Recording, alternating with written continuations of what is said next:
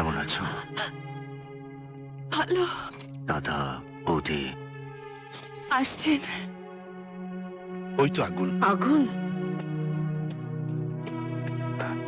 দাদা আরে ওখানে নয়, ওখানে নয়, আমার বুকে আয় ভাই, আমার বুকে আয়।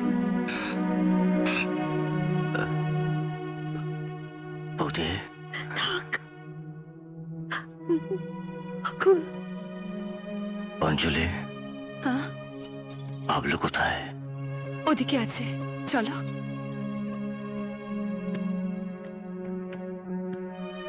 আরে থাক থাক থাক। বাবলু আয় আমার কাছে আয়। আমি তোর বাবা। আয়। তুমি আমার বাবা নাও, তুমি মানুষ খুন করেছো, তুমি খুনি।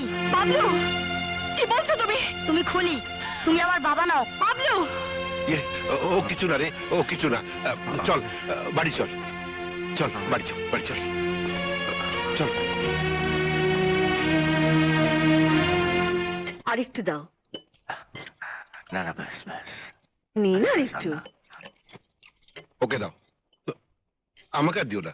আচ্ছা ঠিক আছে, ছোটটা দাও। বাবলু কোথায়? ও ঘুমিয়ে পড়েছে।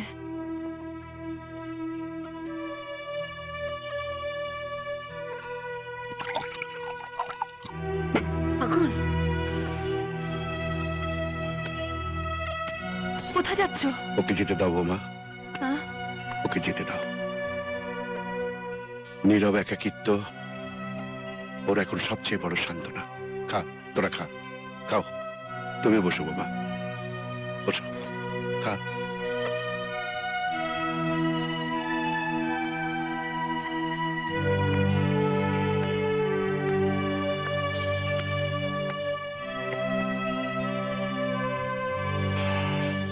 বাবলু, হ্যাঁ, খেতে গেলি না কেন? আমার ভয় করে। ভয় পাচ্ছিস? কাকে? ওই জেলখাটা লোকটাকে। ছি বাবলু, নিজের বাবাকে এভাবে বলতে নেই। কিন্তু আমার বন্ধুরা সবাই বলে। সবাই বললো, তুই বলবি না? সত্য হলো আগুন তোর বাবা। ক্লাসে সবাই কি বলে জানো, ও নাকি মানুষ খুন করেছে নিজের হাতে। কি ভয়ঙ্কর, তাই না? আমি বাবা বলে ডাকতে পারবো না।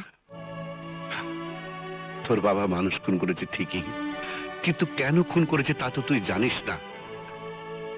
সত্যি ঘটনা না জেনে কাউকে এভাবে অভিযুক্ত করা ঠিক না। সত্যি ঘটনা মানে? আমাকে বলো না, আমি সব শুনবো। শুনবি, সব শুনবি। আজ তোকে আমি তোর বাবার কথা শোনাবো। গল্পের মতো সেই ঘটনা, কিন্তু আকাশের চাঁদ আর সূর্যের মতো সত্যি। সবকিছু শুরু নিতাইগঞ্জের লাঠি খেলার মাঠে। একদিকে নিতাইগঞ্জের রাহুল রায়ের ভাই পতুল রায় বীর বিক্রমী লোক ছিল ময়নাগুড়ির লাঠিয়ালদের সাথে। ময়নাগুড়ির কেউ দাঁড়াতে পারছিল না।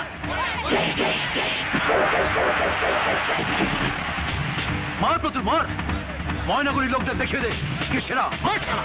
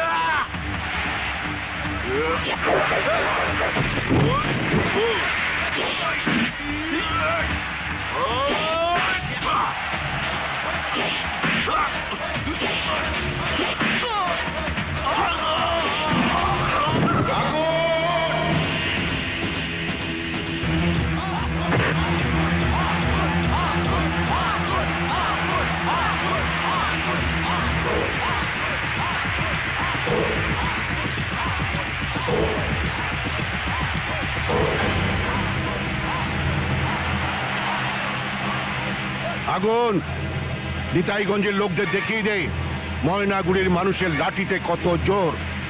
লাঠ ফেলে দে।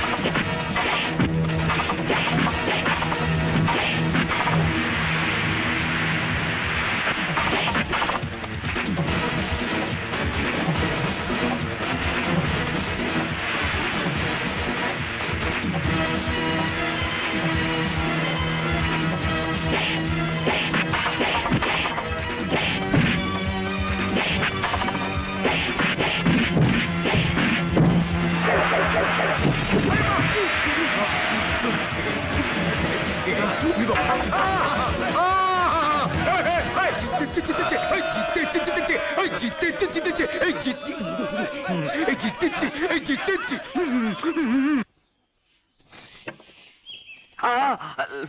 লাগছে বৌদি।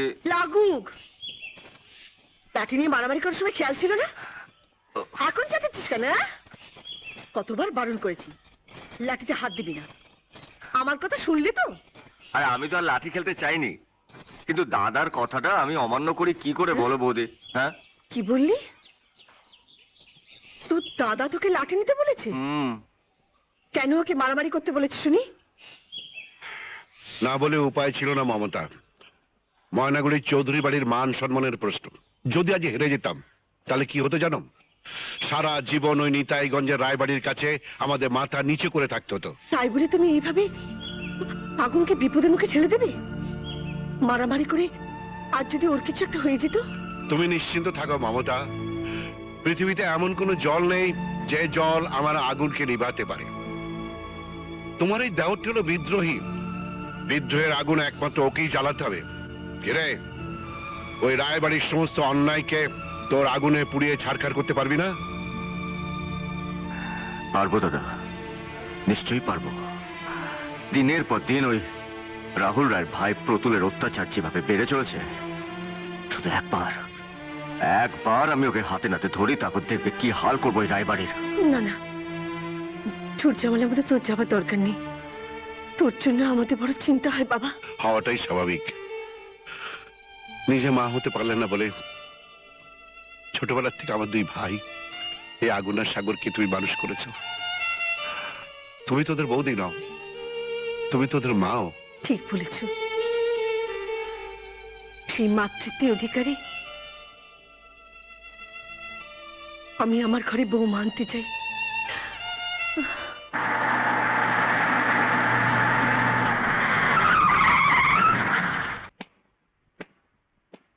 কি ব্যাপার, মেঘনা চাইতে জল?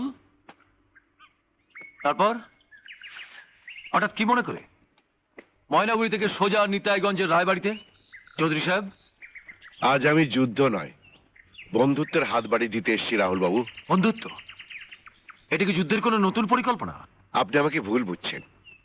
আমাদের মধ্যে চিরকালের যে শত্রুতা, সেই শত্রুতায় আমরা শুধু হারিয়েছি, কিছু পেয়েছি কি? কুরুক্ষেত্রের খেলায় শুধু খেলোয়াড়রাই শেষ হয়ে যায়, কিন্তু খেলা শেষ হয় না। তাই আমি বলছি, আপনার সাথে আত্মীয়তা করে এই যুদ্ধ আমি শেষ করতে চাই। আত্মীয়তা? হ্যাঁ, আপনার বোনকে ভাতৃবধূ করে আমি চৌধুরী বাড়িতে নিয়ে যেতে চাই।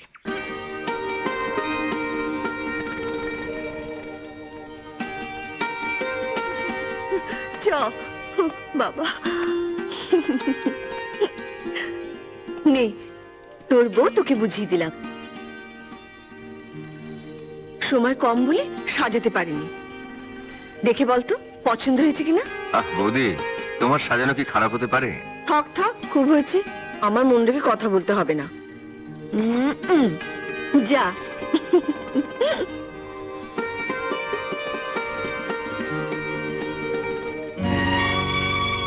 অসভ্য জানোয়ার, মন্দিরের ভেতরে অসভ্যতামি করতে লজ্জা করে না? আজকে যদি আপনি আপনার ভাইকে ক্ষমা করে দেন, তাহলে এখানে কেউ আপনাকে ক্ষমা করবে না। দাদার আদেশে আমি তোমার মাথায় সিঁদুর পড়েছি ঠিকই, কিন্তু মন থেকে আমি তোমাকে আমার স্ত্রী হিসেবে মেনে নিতে পারছি না। তুমি আমাকে ক্ষমা করো।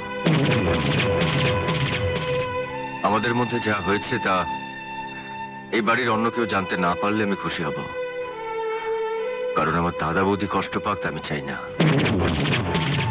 এই বন্ধ ঘরের কাহিনী এই বন্ধ ঘরে আটকা থাকাই ভালো।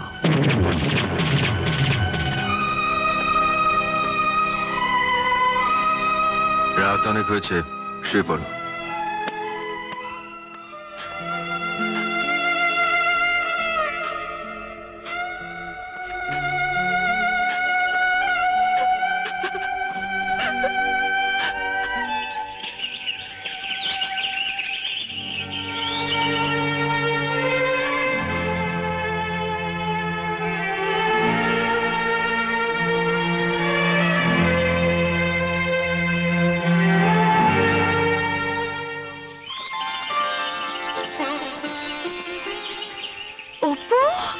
দিদি অপু, দিদি অপু তুই তোর জন্য মনটা খুব খারাপ করছিল রে দিদি, তাই চলে এলাম।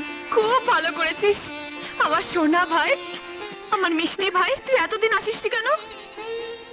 যদি তোর শ্বশুর বাড়ির লোকেরা কিছু মনে করতো তাই জন্য। এই তুই কে? তুই কে? ও আমার ভাই অপু। আমি তোর কে হই বলতো? কে হই? জামাই বাবু, জানিস দিদি, মাঝে মাঝে তোকে দেখার জন্য মনটা খুব ছটফট করে। আজ থেকে তুই এই বাড়িতে থাকবি, তোর দিদির কাছে। কে রে, থাকবি তো? তাহলে তো খুব মজা হবে। হ্যাঁ, খুব মজা হবে। তোকে নিয়ে আমি রোজ বেড়াতে যাব, খুব ঘুরবো, আর তোকে আমি একটা ভালো স্কুলে ভর্তি করে দেবো। কিরে, লেখাপড়া করবি তো? বৌদিকে বলে দিও আজ থেকে তোমার ভাই এই বাড়িতে থাকবে।